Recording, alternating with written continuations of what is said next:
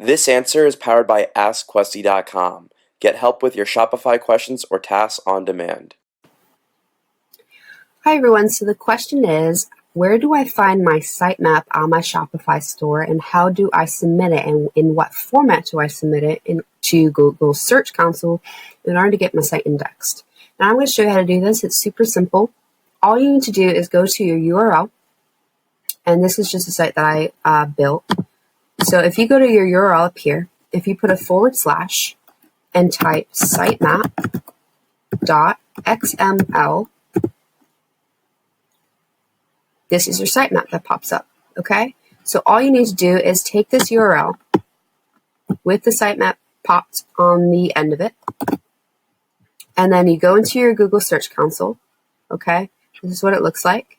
You go to Sitemaps, and then it will have, once you have your site verified with Google Search Console, you'll see add a new sitemap. So it would have your domain right here, and all you have to enter would be sitemap.xml.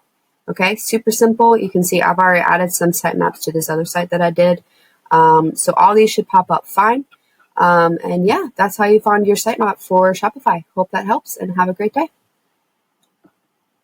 Was this helpful? Ask a Shopify question now. AskQuesty.com.